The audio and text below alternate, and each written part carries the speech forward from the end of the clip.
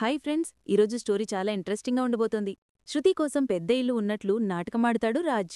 ఇంట్లో జరిగిన విషయాన్ని చంద్రన్న అడిగి తెలుసుకుంటాడు విరాట్. చంద్ర కోసం జిలేబీ, మల్లెపూలు తీసుకొస్తాడు. ఇంకా స్టోరీలోకి వెళ్లే ముందు ప్లీజ్ సబ్స్క్రైబ్ చేసి లైక్ చేయండి. శృతి మన ఇల్లు చూడాలంటుంది. అర్జెంటుగా ఓ పెద్ద ఇల్లు రెంటుకు తీసుకోవాలి. చేపలమ్మేందుకు వెళ్లే లాయర్ ఇల్లును వాడుకుందామని ఫోన్లో తల్లిని రిక్వెస్ట్ చేస్తాడు జల్రాజ్. అంత పెద్ద ఇల్లు ఉన్నప్పుడు పనివాళ్లు కూడా ఉండాలి కదా, అరేంజ్ చేయమని చెప్తాడు. విరాట్ తొందరగా ఆఫీస్ నుంచి వస్తాడు. ఆ చంద్ర అన్నయ్యను కొట్టింది శాలిని అనే విషయాన్ని ఇంజెక్ట్ చేసేందుకు ప్రయత్నించింది. ఆయనకు స్ట్రెస్ పెరగడంతో బీపీ పెరిగింది. మళ్లీ డైవర్ట్ అయ్యాడు కాబట్టి అన్నయ్యకు ఏం కాలేదని విరాట్కు చెప్తుంది శ్యామల.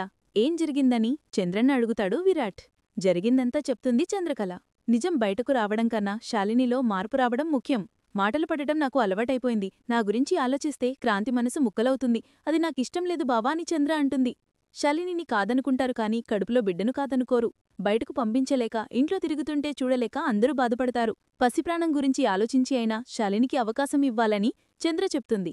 శృతి కళ్లకు గంతలు కట్టి తీసుకొస్తాడు రాజ్. ఇల్లు చూసి వావ్ అంటుంది శృతి. ఇంట్లో నలుగురు సర్వెంట్లను పరిచయం చేస్తూ కన్ఫ్యూజ్ అవుతాడు రాజ్.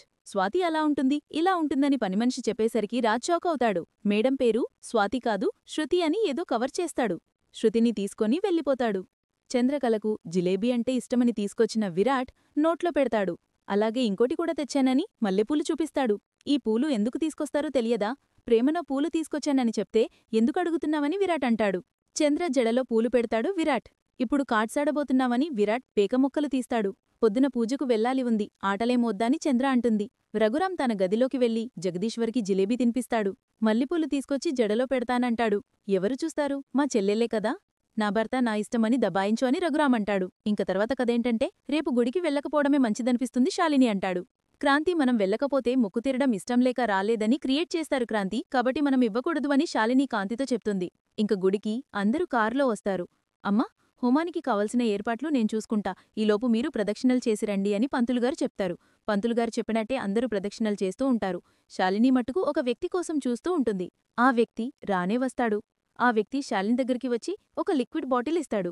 చంద్ర, ఇది మామూలు లిక్విడ్ కాదు. నీమీద ఉండే నమ్మకాన్ని కాల్చి బూడిద చేసే ఆయుధమని శాలిని అనుకుంటుంది. ఇంకా శాలిని ప్లాన్ ఏంటో రేపు తెలుసుకుందాం. మరిన్ని అప్డేట్స్ కోసం ప్లీజ్ సబ్స్క్రైబ్ చేయండి. Thanks for watching.